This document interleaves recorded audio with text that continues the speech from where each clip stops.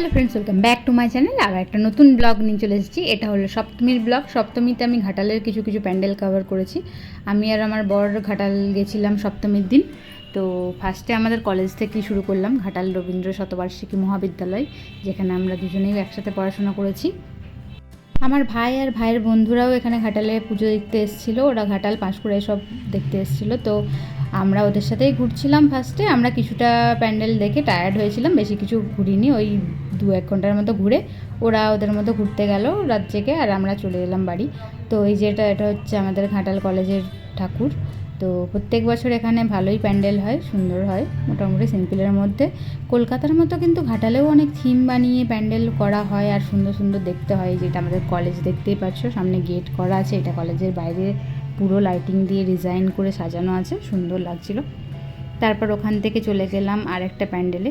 এটা হচ্ছে পঞ্চপল্লী। পঞ্চপল্লীতে আমাদের এবারে থিম হয়েছিল অপারেশন সিন্দুর। অপারেশন সিন্দুর বলতে তোমরা যেটা সন্তোষ মিত্র স্কোয়ারের মতো ভাবছো সেরকম না, এখানে একটু ডিফারেন্টভাবে করা হয়েছিল যাতে কোনো কিছু প্রশাসনিক প্রবলেম না হয়। তো এই যে দেখতে পাচ্ছ ভারতের মানচিত্র করা আছে এখানে, মহিলাদের সমস্ত ডিজাইন করে দেওয়া আছে। সিঁদুর দিয়ে যে শাঁখা পলা সিঁদুর, সেটাই হচ্ছে এখানে মেন থিম, যে নারীদের অত্যাচারে কীভাবে শাঁখা সিঁদুর কেড়ে নেওয়া হচ্ছে। মানে মেনলি অপারেশন সিঁদুরের থিমই হয়েছে, বাট সেটাকে পুরো ওরকমভাবে সন্তোষ মিত্র স্কোয়ারের মতো তো করেনি, একটু অন্যভাবে করেছে।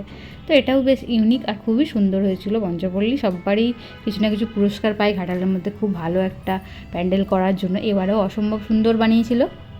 অনেক বাইরে বাইরে থেকেও লোকজন এখানে প্যান্ডেলে আসছিল, লাইন দিয়ে দেখতে হয়েছিল প্যান্ডেলে। এই যে দেখতে পাচ্ছ, যার সিঁদুর মানে মুছে গেছিলো এসব আর কি, যে অপারেশন সিঁদুরেতে পেহেলগাঁওয়ের যে ঘটনাটা, মেনলি সেটার ওপর অ্যাট্রাকশন করেই বানানো হয়েছে। তবু কিছুটা ইউনিকভাবে বানানো হয়েছে যাতে কিছু প্রবলেম না হয়।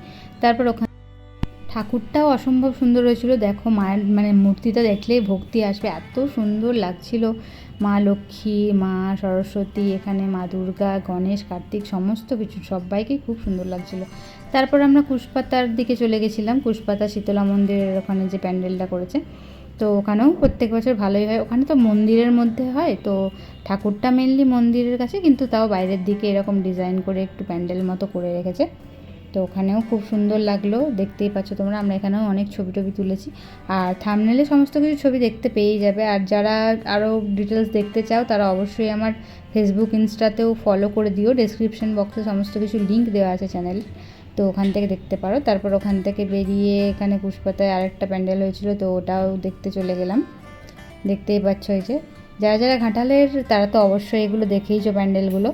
তো আমরাও মোটামুটি 4-5টা প্যান্ডেল সেদিনে কভার করেছিলাম, যেহেতু টায়ার্ড ছিলাম দুরাত জেগে, তো বেশি কিছু দেখিনি। 2-1 ঘন্টার মধ্যে আমরা বাড়ি ফিরে চলেও এসেছিলাম, 10টার মধ্যে বাড়ি ফিরে চলেও এসেছিলাম। তো এই ঠাকুরটাও অসম্ভব সুন্দর বানিয়েছিল, প্যান্ডেলটাও খুব সুন্দর। তারপর দাসপুরে ওখানে নিরামিষ ফুচকা পাওয়া যায়, নিরামিষ মোমো টোমো সব পাওয়া যায়।